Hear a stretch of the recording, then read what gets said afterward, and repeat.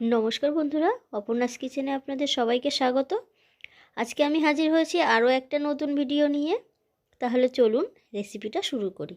আজকে আমি আপনাদের সঙ্গে শেয়ার করব ছোট আলুর দম। শীতকালে দেখবেন বেশ ছোট আলুর দমের একটা প্রচলিত রয়েছে এবং বেশ পুজো বাড়িতেও এই আলুর দমটা ব্যবহার করা হয়। খিচুড়ি, পরোটা, নান এসবের সঙ্গে আমরা সবাই খেয়ে থাকি। এটাকেই একটু আলাদা রকমভাবে আমি তৈরি করার চেষ্টা করেছি। আশা করছি আপনাদের সবার ভালো লাগবে। সঙ্গে থাকুন, ভিডিওটা শেষ পর্যন্ত দেখতে থাকুন। প্রথমেই তেল গরম করে গোটা মশলাগুলো আমি ভেজে নিলাম। শুকনো লঙ্কা, তেজপাতা, দারচিনি, এলাচ। সেটাকে হালকা লাল হয়ে গেলেই একটা ছোট সাইজের টমেটো পেস্ট আমি এখানে ব্যবহার করছি।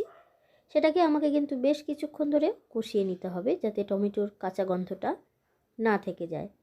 এরপরে এখানে দিয়ে দেব আদা এবং কাঁচা জিরে সামান্য পরিমাণ, সেটার পেস্ট। আলুটাকেই প্রথমে আমি সেদ্ধ করে ছুলে রেখেছি। এখানে মশলাগুলো কষিয়ে নিচ্ছি।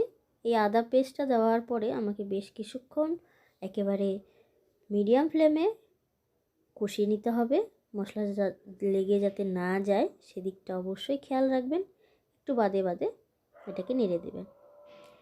এখানে এরপরে স্বাদ অনুসারে লবণ আপনারা ব্যবহার করবেন। আমি সাদা তেল এবং সর্ষের তেল দুটোই এখানে ব্যবহার করেছি। আপনারা চাইলে যে কোনো একটা দিয়েও রান্না করতে পারেন। আপনাদের স্বাদ অনুসারে পরিমাণ হিসাবে আপনারা এখানে লবণ ব্যবহার করবেন। আর পরিমাণ হিসাবে আমি দিয়ে দিচ্ছি হলুদ গুঁড়ো, আর এরপর দিচ্ছি সামান্য পরিমাণ জিরে গুঁড়ো এবং ধনে গুঁড়ো। এটাকেও আবার কিছুক্ষণ আমি কষিয়ে নেব। যেহেতু আমি গোটা জিরে দিয়েছি তার জন্য জিরে গুঁড়োর পরিমাণটা এখানে একেবারেই কম ব্যবহার করলাম। আপনারা চাইলে জিরে গুঁড়ো নাও দিতে পারেন, কাঁচা জিরে দিলেই এখানে হবে। এবারে দিচ্ছি লাল লঙ্কা গুঁড়ো, ঝালের জন্য ব্যবহার করছি। আপনাদের কাছে যদি লঙ্কা গুঁড়ো না থেকে থাকে তাহলে আপনারা শুকনো লঙ্কা পেস্ট এখানে ব্যবহার করতে পারেন। ঝাল, লবণ এসব নিজের স্বাদ অনুসারে আপনারা ব্যবহার করবেন। গ্যাসের ফ্লেমটা অবশ্যই মনে রেখে একেবারে মিডিয়াম টু লো ফ্লেমে রাখবেন। মশলাটা অবশ্যই এখানে ঘাঁটতে থাকবেন, যেহেতু লবণ দেওয়া রয়েছে সেক্ষেত্রে আপনার লেগে যাওয়ার সম্ভাবনা থেকেই যায়। এবারে গ্যাসের ফ্লেমটা একেবারে লো করে দিলাম। মশলা যেহেতু আমার কষানো হয়ে গেছে, পরে আমরা এখানে ব্যবহার করছি কাজু, চারমগজ এবং পোস্তর পেস্ট, যেটা আপনাদেরকে প্রথমেই দেখিয়ে দিয়েছি। সেটা আমি পেস্ট করে নিয়েছি, সেই পেস্টটা এখানে ব্যবহার করছি এবং হালকা হাতে অবশ্যই এটাকে নাড়াতে হবে। যেহেতু কাজু আছে, লেগে যাওয়ার সম্ভাবনা একেবারে 100%। অবশ্যই দেওয়ার সঙ্গে সঙ্গে এটাকে নাড়তে হবে, কারণ কাজু গরমের মধ্যে যদি পড়ে তাহলে সেটা তলাতে লেগে যায়। সেটা আপনারা সবাই জানেন। কালারটা দেখতেই পাচ্ছেন কত সুন্দর মিষ্টি কালার এসছে। যদি আপনাদের এখানে প্রয়োজন হয় সামান্য পরিমাণ জল ব্যবহার করবেন। আমি একটু জল এখানে ব্যবহার করছি মশলাটাকে আর একটু ভালো করে কষিয়ে নেওয়ার জন্য, যাতে বাদামের গন্ধটা না থেকে যায়। এরপর এখানে দিয়ে দিচ্ছি চিনি। চিনিটাও অবশ্যই স্বাদ অনুসারে দেবেন। মশলাটা যতক্ষণ না তেল বেরিয়ে আসছে ততক্ষণ কিন্তু আপনাকে এখানে কষাতে হবে। দেখতে পাচ্ছেন মশলার উপরে একদম তেলগুলো বেরিয়ে এসছে। আমার মশলা কষানো কিন্তু এখানে অলরেডি হয়ে গেছে। এবার এখানে দিয়ে দেবো আমি টক দই। টক দইটা খুব বেশি দেওয়ার প্রয়োজন নেই। একটা দোকানের টক দই, দোকান থেকে কিনে আমি ব্যবহার করছি, একেবারেই পাতলা, যার জন্য 3-4 চামচ আমি এখানে দিয়ে দিচ্ছি। যদি ঘরে পাতা টক দই হয় তাহলে 1 থেকে 1.5 চামচ দিলেই হবে, কারণ ঘরে পাতা টক দইগুলো একেবারে বেশ সুন্দর ফ্রেশ হয়।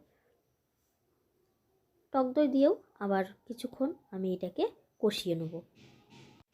যতক্ষণ না মশলা থেকে তেল বেরিয়ে আসছে ততক্ষণ আমি এটাকে কষাবো। এবারে সেদ্ধ করে রাখা আলুগুলো এখানে দিয়ে দেবো। একেবারে ছোট সাইজের আলু এখানে ব্যবহার করছি। খুব বেশি বড় সাইজের আলু এখানে ব্যবহার হয় না, কারণ আলুর দমে বড় সাইজের আলু ব্যবহার তখনই হয় যখন সেটা আপনি কাশ্মীরি আলু দম বানাবেন। সেক্ষেত্রে বড় বড় আলু আপনার ব্যবহার করতে পারবেন। আর ছোটো আলুর দম একটু মাঝারি ছোট সাইজের আলু ভালো হয়। কালারটা দেখতে পাচ্ছেন একেবারে সুন্দর এসছে। হয়তো লাইটের জন্য আপনারা কালারটা বুঝতে পারছেন না, এরকমটা হতে পারে। তবে আপনি এন্ড একদম লাস্ট পর্যন্ত দেখুন, তাহলে বুঝতে পারবেন কালারটা কত সুন্দর এসছে। এবারে এখানে দিয়ে দেবো আমি ছানা। এটা আপনারা ছানাও ডাইরেক্ট ব্যবহার করতে পারেন, আবার পনিরটাকেও ভেঙে ছানা বানিয়ে নিতে পারেন। ছানাটাকে আমি বেশ হাত দিয়ে একটু ম্যাশ করে নিয়েছি, বেশ ফ্রেশ একটা ভাব চলে এসছে। বাড়ির তৈরি ছানা এখানে ব্যবহার করছি। আপনারা চাইলে দোকান থেকে ডাইরেক্ট পনির কিনেও এই ছানাটা আপনারা ব্যবহার করতে পারেন। অনেক জায়গায় খেয়ে থাকবেন বা দেখে থাকবেন যে একেবারে ছোট ছোট পনিরের পিস এখানে দেওয়া থাকে। সেইভাবে পিস এখানে না দিয়ে যদি আমরা এইভাবে ছানাটাকে ব্যবহার করি, তাহলে কিন্তু খেতে একেবারে অসাধারণ হয়। কারণ পনিরের পিস আপনার আলাদা আলাদাভাবে আপনার মুখে পড়বে, সেখানে আপনি টেস্টটা পাবেন। আর এইভাবে যদি আপনি রান্না করেন, তাহলে একেবারে ডাইরেক্টলি সম্পূর্ণ গ্রেভির সঙ্গে আপনার পনিরগুলো আপনি খেতে পারবেন, টেস্টটাকে সেইভাবে অনুভব করতে পারবেন। কালারটা হয়তো এখন মনে হচ্ছে একটু কম, এখানে আমার একটু কাশ্মীরি লঙ্কা গুঁড়ো অ্যাড করতে হবে।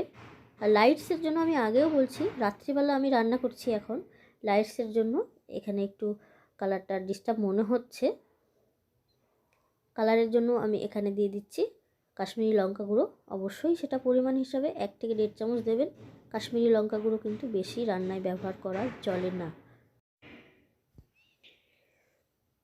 আমার রান্নাটা প্রায় হয়েই এসছে, কষানোটা কমপ্লিট। কাশ্মীরি লঙ্কা গুঁড়ো দিয়ে এবার একটু নেড়ে চেড়ে পরিমাণ মতো জল দিয়ে দেবো, দিয়ে সেটাকে আবার কিছুক্ষণ আমাকে ফুটিয়ে নিতে হবে। গরম জল অবশ্যই এখানে ব্যবহার করবেন, ঠান্ডা জল দেবেন না। দেখতে পাচ্ছেন আমার রান্নাটা কমপ্লিট। অ্যাট লাস্ট আমরা এখানে একটু দিয়ে দিচ্ছি কাসুরি মেথি, যেটা হাতে একটু ম্যাশ করে নিয়ে দিচ্ছি। অবশ্যই এখন আপনারা লবণ, চিনি এবং ঝাল সবগুলো টেস্ট করে নেবেন।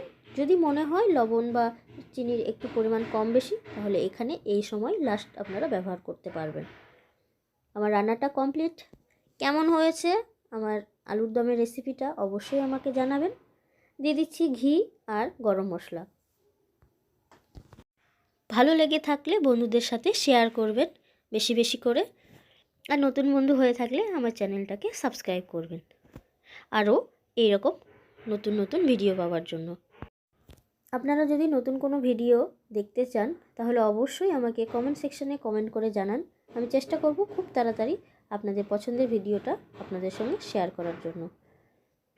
আমার রেসিপিটা যদি ভালো লেগে থাকে, আবারও বলছি, সবার সাথে শেয়ার করুন, বেশি বেশি করে লাইক করুন, কমেন্ট করুন। আপনাদের সবাইকে ধন্যবাদ আমার রেসিপিটা শেষ পর্যন্ত দেখার জন্য। ভালো থাকবেন, সুস্থ থাকবেন।